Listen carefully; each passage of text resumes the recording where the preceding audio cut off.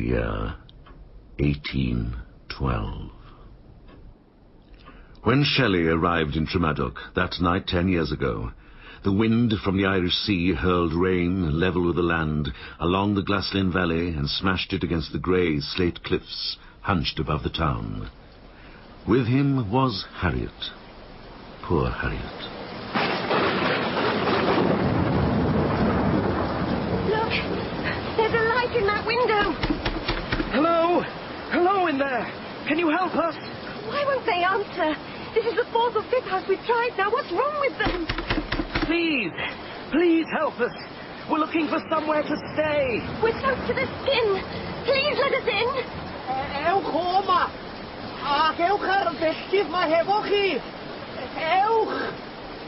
Go away! What are we going to do? We can't stay out all night in this. There must be a church somewhere. That'll be open. We'll shelter there.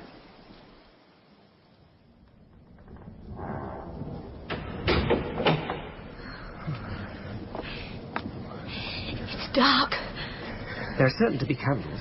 Religious ones. What's the difference? Oh. Here. Do you have your tinder box? Of course.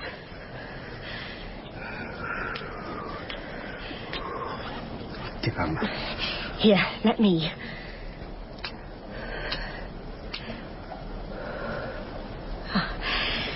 The Lord said, let there be light. And behold, says Lucifer, there is light. Light the others from that one. Look at this place. It's like a little Gothic cathedral. Yes. But new. A created thing. Don't be silly, Bish. Everything is created. Oh, look at me. Drenched. Yes. I suppose so. Bish, look at the shadows. We're huge. Yes, look at you. Well, that's me. Then, who is that? From the rectory, I had seen the light in the church windows. It was in my care, albeit temporarily, and I do take my duties seriously. I took my pistol from its case and primed it. Now, in the vaulted nave, the shadow on the wall magnified the weapon in my hand. I warn you, sir. Stay away. We're sorry. We didn't mean any harm. Please, stay calm. You cannot stay here. Come with me. In my kitchen, I wrapped them in blankets and sat them by the fire. They told me they were recently married and had come hoping to rent a cottage. Somewhere Mr. Shelley can write. Ah, you are a writer. Of course. Novels. Zastotzi and St. Irvin. Of the dark and Gothic persuasion. Poems. Various and numerous. He's working on a collection. Aren't you, Bish? Political papers. Proposals for an association of philanthropists. Address to the Irish people. Declaration of rights. The necessity of atheism. I'm sure the vicar doesn't want to hear that. Yes, I see. A list indeed. Most impressive. And you are how old? 20. His birthday was last month. Poor old man. I'm 17, which I say is quite old enough. At present, I am creating a new, longer poetic work. Mythical, revolutionary, Queen Mab. I intend to write it here. How wonderful is death. Death and his brother sleep. One pale as yonder waning moon, with lips of lurid blue. The other rosy as the morn. Well, of course you are most welcome to stay tonight. Oh, Mr. Shelley did not mean here in this house. He meant here in Tremadoc. I do like lips of lurid blue, Bish. That's awfully good. Thank you, Harriet, my kindest critic. Yes, of course, not here as such, but in the locale. There is an inn in the town. The Maddox Arms, yes. They'll take you in tomorrow for set-in. But best to take a room before dark. Yes. Why is everything so locked up? Are the Welsh hereabout always so inhospitable? Or is it me? Is it something about me? No, my dear boy, no. Why on earth should it be anything about you? It is a matter of murder. Only a year earlier, the Great Schism had split the church in Wales, the majority of my countrymen joining the nonconformists. For me, bound by certain secrets of my past to this life of locum appointments in dying parishes, it was an uneasy time. My heart echoed emptily, like our mock Gothic church. Shelley and Harriet fascinated me. Perhaps that is why I told the details of the murder with such relish. And the murderer is still at large? Oh, yes. And that is why the town is so full of fear. It is indeed. The victim, who was she? A servant girl, no older than you. Poor thing. A terrible thing. Strangled in her master's home. And they know who did it? They believe so, yes. Is there a description? Yes, there is a description. Well, tell us. The killer is described as being massive, immense. At least a head and shoulders taller than me. Although to people in these parts, you would yourself be considered a giant, Mr. Shelley. It's because he's so thin. It makes him look even taller. Tell us more about your monster. He is believed to possess the strength of 7 men, and it is rumored that the marks on the poor girl's neck show he strangled her with a single hand. Horrible. It is also said that his eyes are completely red, crimson in fact, vivid with the blood of his victim, and that he walks the mountains by night, barking like a dog fox at full moon. Oh, how frightening. Who is he? Is he a local man? Do you know him? Oh, yes. When I saw him last, he was small and dark, like most Welshmen around here, with the strength of the average slate miner and grey eyes. Then how? The night of the murder, there was a terrible storm. Not unlike tonight. It is said that the killer was struck by lightning and transformed. Is it possible? I have read that Dr. Galvani has observed the remarkable effects of electricity on the body. He has shown how it can make legs and arms move of their own accord. Some say it can alter the mind, that it can overcome melancholy. What precise manner of substance is it, this electricity? It is impossible to describe. Some sort of unseen scientific force. Well, my friends, let us pray that this murderous monster does not return to create more havoc. Yes. There is lightning tonight. Perhaps he will seek out his spores again. Get up, Harriet. Remember, we do not believe in God. So you say. For my part, I do not believe in electricity. Having given them my spare room, I retired to bed and lay there wondering about this Mr. Shelley. Despite his arrogance, there was an odd attraction about him, magnetic almost. With this thought, I drifted into sleep. The scream jolted me into wakefulness. I ran to the Shelley's bedroom. Don't worry, Parson. Just one of his fits. Mr. Shelley is prone to them. It's all right, Bish. I'm here. I'm here. Could you pass me my scarf, Reverend? Yes, of course. That is it. That's it. Twist it into a sort of rope for me. Right. Here we are. Thanks. Come on, Bish. Open up. He'll be calm in a moment, Parson. It happens when he becomes agitated. I'm afraid we were chased all the way from Ireland. And then there was an incident in Lynmouth. Your story yesterday was probably the last straw. Oh, I'm so sorry. No. You weren't to know. There. His breathing's easier now. Bish. He's fine now. Could you help me get him back to bed, Parson? Yes, of course. Up you come, Bish. That's the way. Here we are. Come on. Tremadoc is not so much a town as a social experiment. The creation of William Maddox, a man of Welsh ancestry, and radical member of Parliament for Boston, Lincolnshire. Maddox conceived the idea of building a barrage against the sea at the mouth of the Glaslyn estuary to create land for farming. There he built Tremadoc, a model community planned around a square. On visit from Westminster, he would call on me. He had come to my house a few days earlier, offering news and books. Westminster, scandal as the world burns.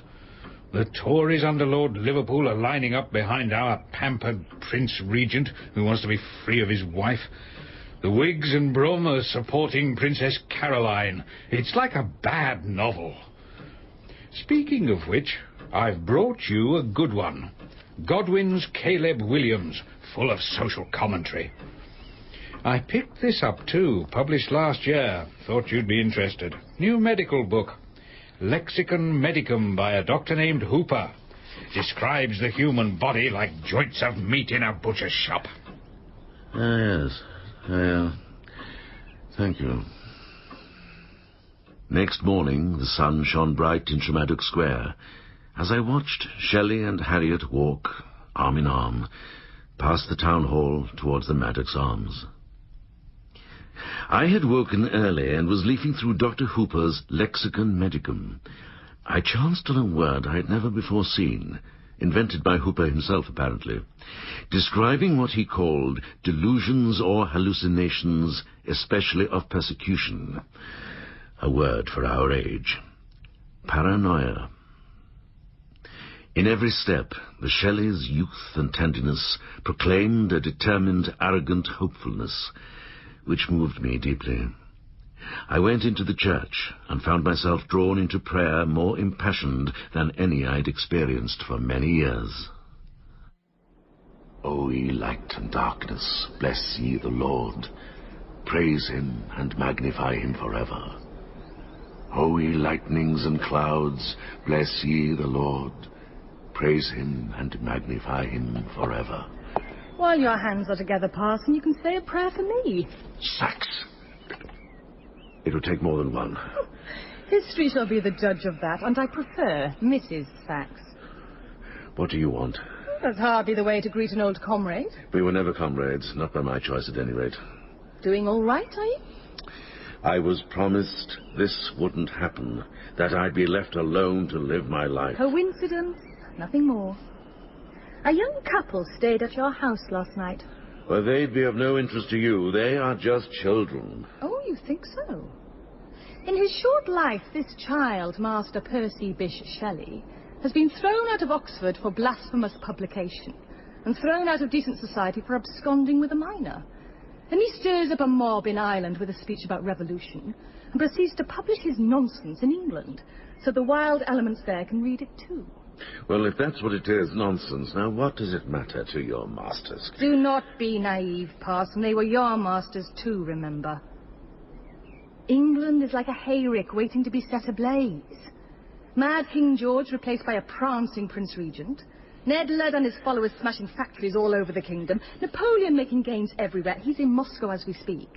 The last thing the country needs is a verbal arsonist ready to put a torch to it all. Sachs, Mrs. Sachs, if we were, as you say, comrades, then you remember I was good at my job.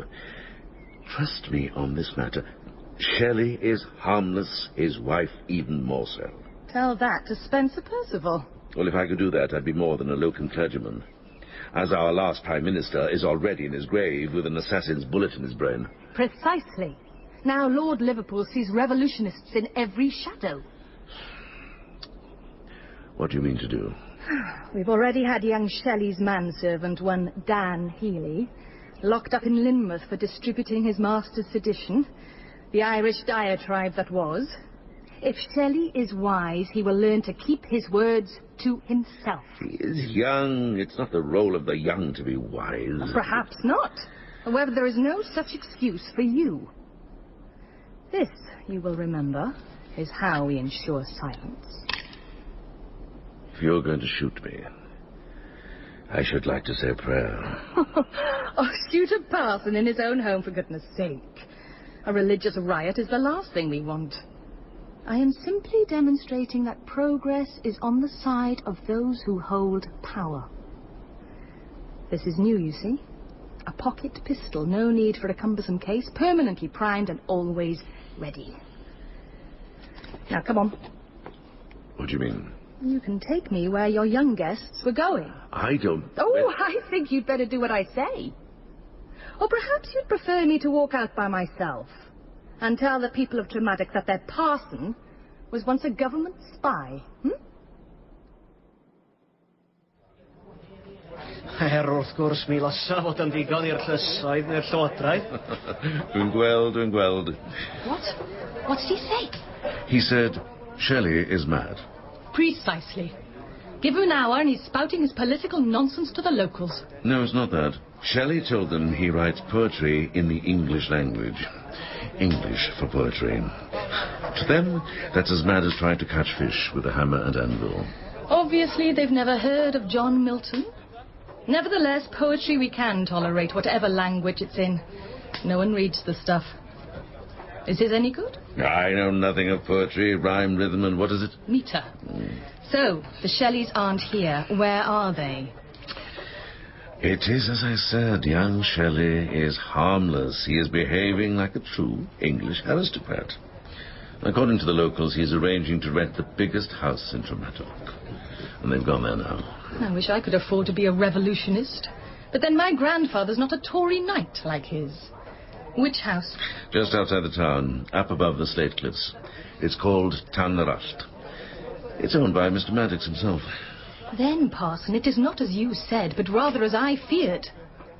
William Maddox MP may be old school and a windbag, but he has an established London law practice and is the darling of the reformers. Bringing those two together would be like putting a loaded gun into Shelley's hand. It must be stopped. Shelley did take a lease on Tan-Yr-Allt, then left for London with Harriet. After they had returned a few weeks later, I found myself often in their company, attracted by Shelley's indefatigable idealism. Though I did not read his poetry, I did, however, hear some of it. Man is of soul and body, formed for deeds of high resolve, on fancy's boldest wing to soar unwearied, fearlessly to turn the keenest pangs to peacefulness, and taste the joys which mingled sense and spirit yield. That's very nice, Fish. Pity it's not true. But it is. It is. Well, my father's not like that. No turning the keenest pangs to peacefulness for him, old stingy. Look at the way he leaves us here without a penny. And yours too, for that matter. That's the point. It's one thing or the other. Either man is formed for deeds of high resolve, or he's like our parents. What I'm saying is mankind is made to soar unwearied, etc., etc., or... You see, or. That's my point. Or he is formed for abjectness and woe, to grovel on the dunghill of his fears. Yes. Fish, I'm pregnant. To shrink at every sound, to quench the flame of natural love in sensualism. What did you say? I said I'm pregnant. In an interesting condition. With child bun in the oven, up the spout. How did that happen? A fine poem in the making. And let me congratulate you on the other offspring. Eavesdropping, Parson, is an impertinence. Those who do not wish to be heard do not normally throw their poetry or their lives into the sea air so that it may be carried on the wind. I could hear you 100 yards along the beach. I think you know how it happened, Bish. The thing is, what are we going to do about it? Do about it? Celebrate it as man hereafter, of course. What if the child is a girl? Do you know? I believe she will be. We'll call her Ianthe. I thought perhaps Caroline, after our queen in waiting. Is this royalty worship inborn in the English, Parson? It is a pleasant name, and she is Princess of Wales. No. Our child was conceived contemporaneously with Queen Mab. That's royalty enough for us. We'll call her Ianthe in honor of the poem. Sudden arose Ianthe's soul, all beautiful in naked purity, the perfect semblance of its bodily frame, instinct with inexpressible beauty and grace. We'll need something to live on. True. I shall invest in Maddox's scheme to build a sea wall, and write more, and borrow against my inheritance. We call it the cob here, not the sea wall. Bish, we don't have any money. I shall go and see him. I'm not sure that's a good idea. Why not? Why should I not? Who says I shouldn't? Bish. Sorry, Parson. So, I'm going to be a father. Well done, Harriet. Parson, do you ever feel you are being watched? Silly question. Of course you do. Big eyes in the sky, white beard, etc. Take no notice of Bish, Parson. He thinks the whole world is spying on him. Spies are neither born nor made. They are formed from the same living components which comprise us all. The force which fashions this transformation is fear. At Oxford I was bewitched by horse racing. Those to whom I owed money were themselves beholden to others in the lacework of privilege called society. From the centre of this web I was offered a choice: death, dishonour, or redemption through total servitude to the state. Mrs. Sachs was a rare woman in a man's trade. Slightly built, fine-featured, and now closer to 40 than 30, she was possessed of a determination so zealous that I have seen innocent men confess, simply to escape the intensity of her gaze. Pretty little town hall, this. Let's walk a little. Through here. You're not as good as you think, Mrs. Sachs. The boy knows he's being watched. Oh, is that so? Then he's seeing shadows. I've been in London for the past week, keeping the masters informed and seeing just where young Master Shelley has been visiting. Is that why I arranged this meeting? To add innuendo to intrigue? I'll tell you this, Parson. Mr. William Godwin, liberal ideas, a dreamer. His first wife, Mary Wollstonecraft, a formidable woman. And their daughter, Mary. Well, quite the stuff to stir a visiting poet's blood, I'd say. This is what I wanted to show you. Central position on the most favoured wall, resplendent in oils, Mr. William Maddox, MP. I know this picture, yes. Look in his hand. It's a paper. And look what's written on it. Impeachment of Percival and Castlereagh. So here we see William Maddox, MP, boasting his outright opposition to Mr. Spencer Percival, Prime Minister. And a little later, the same Mr. P is shot dead in the lobby at Westminster. Everyone knows Percival was shot by a mad bankrupt. True. The question is, who encouraged the madman's delusions? Oh, you're not suggesting Maddox. Who knows? I'd urge you, Parson, do not underestimate the current of danger in the air. I'll put it plainly. Shelley has been in regular contact with Maddox. My masters want to know what Shelley's writing. As I said, a poem. That's what I told my masters. They were sceptical. I don't like being doubted, Parson. It demeans me. What is this poem? He says it's about a fairy queen. Oh! God save the world from the fantasies of the male sex. Well, I shall resume my careful study of Mr. Shelley. We are already watching Mr. Maddox, and whenever you spend time with either of them, we may be watching you too. You're telling me nothing I had not already deduced. I see you've come in strength. Not exactly. What do you mean? Well, Leeson's with you, isn't he? You've seen Leeson? Oh, standards are falling everywhere, even in spying. Leeson was watching us from the shop as we walked up the steps. Damn him. Damn! My instincts as an inquisitor told me that Mrs. Sachs had not known Leeson was in Tremadoc. Distrustful of their stiletto, the authorities had sent their cudgel. I wanted to tell Shelley that his fears were all true, that Tremadoc, indeed the world, was full of spies. But to do so would risk aggravating his fragile mental state.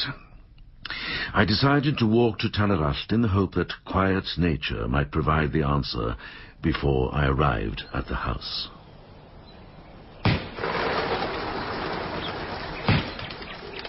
What in God's name? Harriet, are you all right? Oh, yes. Sorry, Parson. I was practicing. 2 barrels, you see. The recoil of the second knocked me over. Well, what are you doing shooting at all? In your condition? It's my condition I'm thinking about. I'm beginning to realize that if I want anything done up here, I'd better learn to do it myself. What is it precisely you want done? Here, take my hand. This was so we can protect ourselves. You share Mr. Shelley's fear that he's being watched? The fear is real enough for him, it's true. I am more worried about men like that murderer. Oh, makes me shudder. Yes, well, he is safely locked up now, thank the Lord. So let us take that musket back to Tan-Yr-Allt. That's all very well. But I don't suppose he's the only murderer in Carnarvonshire. Bish is hopeless, you know. He'll probably blow his own foot off. Is Bish at home? I have something I need to discuss with him. No. He's gone down to the Cobb again to see Mr. Maddox. He's always there these days. She wouldn't. What's that noise? I didn't hear anything. I thought Mr. Maddox was your friend. Yes, he is. And so I hope is Mr. Shelley. Sure you heard nothing? Not a sort of roaring and rushing? No, nothing. It's probably the gunshot resounding in your ears. Parson, you've been a good friend to us both. You know that. Mr. Shelley does appreciate it. I wonder if I have. If I should have done more. Are you sure you heard nothing? Nothing, no. Parson, what is it? You're as white as a sheet. I'm sorry, simply I don't know. Perhaps it would be better if you went on to the house yourself. I'll go back to the church. Excuse me, sister. I ran down the hill, across the square, and into the outhouse where my horse was stabled. I had to reach Shelley and Maddox to stop whatever was carried in that unearthly sound. When I arrived at the Cobb, they were standing beneath the new embankment, beaming. Ah, Parson. See what Mr. Shelley has done. Here's a young man whose life is more than mere gesture. Look. Ah, yes. Oh, that's most generous. Are you both quite all right? It's you who looks in a lather, Parson. Yes. Take a moment. Calm yourself. And we must calm ourselves too, young man. A bank order for £100 is more than generous, Parson. It's poetic. I have also undertaken to visit all those of wealth in the district, telling them of my investment and urging them to add their names to the list of shareholders. There are times when a notable family name's an advantage. Ah, yes. To tell the truth, I should prefer to stand shoulder to shoulder with the workmen moving those rocks up there. Sit down, Parson. You look quite done in. Was Harriet right? Had it been nothing more than the sound of gunshots resounding in my ears? I had never heard such resonance before, though in the life I had once led, gunshots were frequent and deadly. That night I woke in a sweat with the sound ringing again in my ears. Yet when it died away, my head was clear. I knew at once I had been given a mission and a purpose. I was to protect Percy Bysshe Shelley from others, from himself, from his paranoia. Ah, he is the very man. You'll take my part, won't you, Reverend? If possible, Mrs. Shelley. What is the issue? Harriet wants to give a literary tea for the fat squires of the Glassfin. I say it would be pearls before swine. That's not fair. There's Mr. Maddox and John Williams, his agent, and Mrs. Ellis Nanny. But why a tea, for goodness sake? It's so... Oh, I don't know. It's so much what respectable people in London would do. Like my parents, for example? Exactly, yes. But not like the Godwins, just to take another example. That's different. They're interesting. I see. Perhaps it would be better if I left you to discuss this. No? Tell us what you think, Parson. Play Solomon. Well, if Mr. Shelley prefers to protect his solitude, perhaps that is the best course. Protect my solitude? What do you mean by that? I've nothing to hide. Let them come. The more the merrier.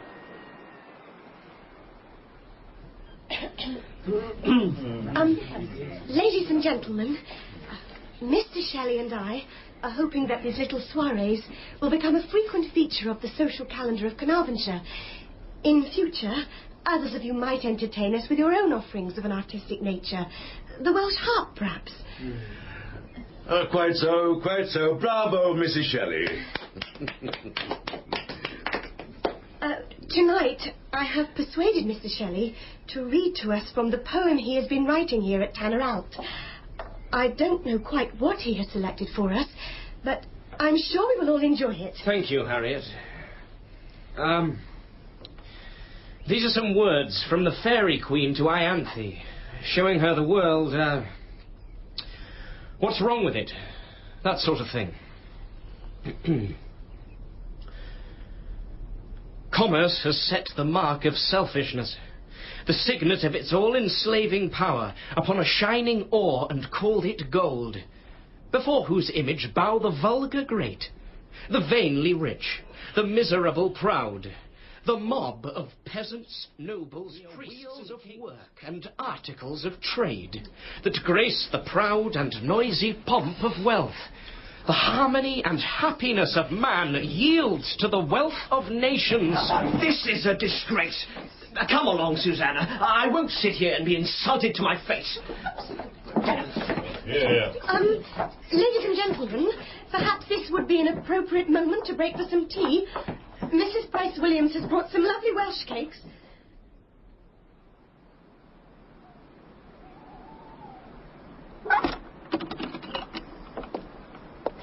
Locking God up for the night, Parson? No, there are no prisons here. From where I stand, Comrade Parson, there are prisons everywhere. Mr. Shelley has been very silly. Silly Shelley. There's poetry in all of us. Look, it's late. I am tired. So am I. Tired of your lies. Queen Mab is about fairies and spirit children indeed.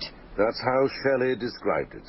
So, in the guise of this fairy story, he spouts revolution at a meeting where the guests include one of the most powerful slate quarry owners in the district. Oh, you can guess where that little story ended up. Much magnified, I should think, at the Carnarvon Tory Club. And from there to the desk of Lord Liverpool. He's demanding a head on a platter, and believe me, Parson, it shall not be mine. Shelley's perhaps, but not mine. Get out of this, Mrs. Sachs, while you still can. They've put Leeson on the case. You know that means they've turned against you. God knows why. You've served them well enough. Now take your dainty pistol, take your horse, ride to Holyhead, board the boat for Dublin, and disappear. If anyone should be on the boat to Dublin, it is Shelley. Look, if it's his alliance with Maddox you're worried about, perhaps I can break that. Not enough. My masters will want Shelley out of the country and the manuscript of Queen Mab safe in my hands. You're just trying to save your own skin. Ooh, just as you did, Parson. Remember? You have 1 day. Get them out of Tan-Yr-Allt and bring me the manuscript. She was right. I had escaped the Secret Service through blackmail. A certain bishop was in the habit of enjoying an evangelical episode on a pile of sheepskins with a delightful wife of a local wool merchant. The bishop had a brother in the government. I had a threat. With it I bought my freedom. Now Mrs. Sachs had the threat. Through a sleepless night I considered how I might meet her terms, but found no solution. Perhaps morning prayer might clear my head and ease my heart. When the wicked man turneth away from his wickedness that he hath committed, and doeth that which is lawful and right, he shall save his soul alive.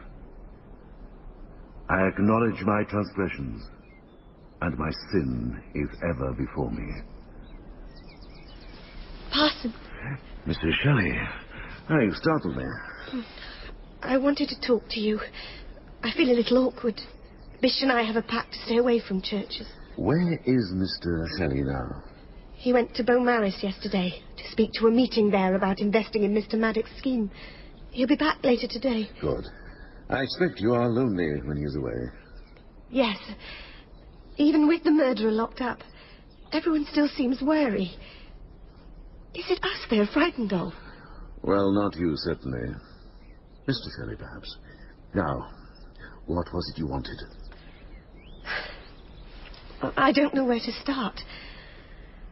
Well, may I ask you, am I attractive? Oh, Mr. Shelley, Harriet, that is hardly a question to ask a man of the cloth. I knew it. What's wrong with me? When did it happen? Is it because I'm pregnant? Does that do something? No. What is all this about? Bish no longer has...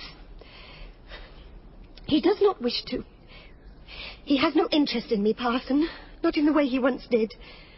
Queen Mab's his woman now, not me. My dear, I do not think so. No, please, I know you are trying to be kind. But there are things you do not know. Before I met Bish, before we eloped, I suffered from a melancholy so great I felt my soul was draining from me. He has been the one light in my darkness. But I know it has not been the same for him. I'm not clever like Bish or his friends. And I know he thinks it's silly that I want some clothes and I want nice things for our baby. You have been kind to us both. Please, Parson, I don't want the darkness back. It wouldn't be fair, would it? For him to be living in the light while I am drowned in melancholy. Now, that's not how it will be. For sure. I'd rather shoot myself, or him, or both of us. You must not think such thoughts. I'm sorry this has not turned out to be the place you had hoped for. That's it. It's not me, is it? It's this place. If we went somewhere else, Bish would be his old self again. I'm not sure. But I do believe it would be better if you left Tremadoc. Both of you. It's not so easy. We have a lease. And anyway, Bish says he likes it here. He's intrigued by the idea of the cob, and his writing's going well. No, my dear, you don't understand. You must leave. You must leave immediately. I'll come this evening and speak to him. As night fell, I made my way to the stable. The wind was blowing hard and cold from the Irish Sea. A storm was on its way. All right, girl, all right. It's only me. What in God's name? Mrs. Sachs! Wait, I'll get that off you. Oh, damn, Leeson! Leeson did this to you. Oh, not by himself, I assure you. Untie me, Parson, for God's sake. Well, what's going on? I mean, you two are supposed to be working for the same masters. Not anymore, it seems. Lord Liverpool and the Tories have become convinced that my allegiance is not to the Prince Regent, but to his wife and the Whigs. Well, who told them that? Oh, who do you think? Can you stand? Yes. Ah! Oh, damn! You've taken quite a beating. Your face? Oh, I'm not so worried about that. It's my ankle. Oh, must have twisted it when they threw me in here. Well, is it true? What Leeson told the Prime Minister? Do you serve Caroline of Brunswick? 3 generations in England and they still call me a German. They see my name, see I am a woman, and imagine me into the service of our German-born princess. Oh, help me on your oars, Parson. Oh, I've a score to settle with that mob. Leeson will have taken them to the inn first to fire them up. I should just have time to head them off. You're not going anywhere. Oh, don't you understand, you fool? If I don't get there and stop them, I don't give much for your precious poet's chances or his wife's. What do you mean? Leeson has collected every villain in the district. My guess is he'll have them attack Shelley's house, destroy what they can, steal the manuscript as evidence, and woe betide anyone, man or woman, who gets in their way. The authorities will say it was an unruly chapel mob enraged by Shelley's anti-religious proclamations. That way, anything which happens to the poet will seem justified. Where are you going? To stop them, of course. Here's the key to my house. If you can manage to hobble across, you can bathe your wounds there. Leeson's men would walk to Shelley's house by the wooded slope leading from the town.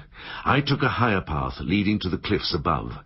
As I tied my horse, a sheet of lightning lit up the gardens of Tan-Yr-Allt, its white light flickering on the faces of Leeson's mob and on the weapons in their hands. They were only 100 yards from the house. The lightning was followed by thunder. No ordinary thunder.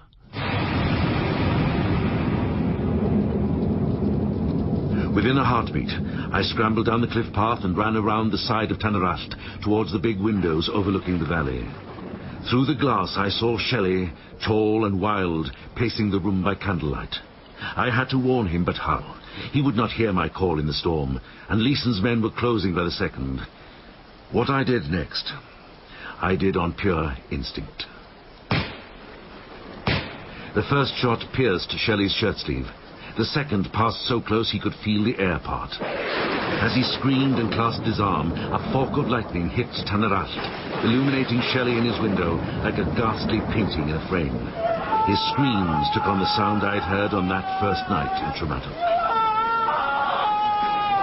What I saw, what those men in the garden, drunk with beer and superstition, saw through that window, was a giant illuminated in silver, eyes staring into the dark, hair wild, mouth gaping, screaming. Little wonder they ran. Little wonder they tumbled down that hillside like the sad souls on Judgment Day fleeing from the devil. Like them, I disappeared into the dark.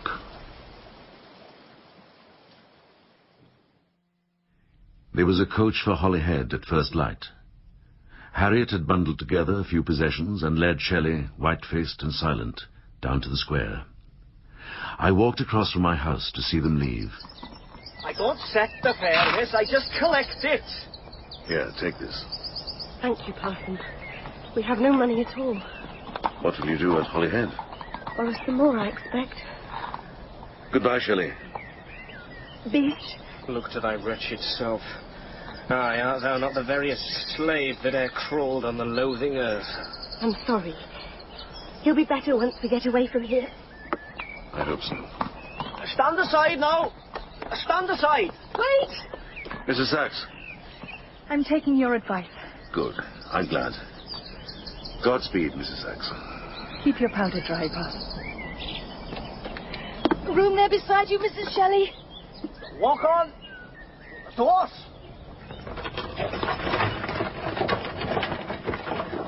They had left without the manuscript of Queen Mab, which I had removed from the house in the turmoil. Shelley had another fair copy in London, but I regarded the safety of the Tan-Yr-Allt copy as part of my mission. It was not easy reading for a parson, nor for a former spy. Look to thyself, priest, conqueror or prince, whether thy trade is falsehood. Falsehoods more than I can number, Shelley. True, however, to this one mission. You might have died then, 10 years ago. Instead, you lived to write your ode to the west wind and the skylark and your defense of poetry. Eventually, the storms had to take you, as they have now, casting you up on the shores of Italy. And Harriet, too, is drowned. Threw herself into the Serpentine after you deserted her, Bish, as she knew you would. Words, a poem in manuscript, a newspaper article, this testimony. Secrets. My secrets. Into the box they go, and I close the lid.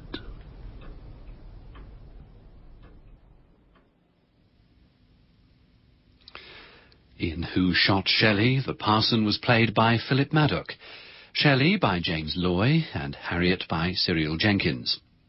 Mrs. Sachs was Melanie Walters, Maddox was Erin Allen, and the coachman was Hugh Davis. Who Shot Shelley was written by David Britton and directed in Wales by Alison Hindle.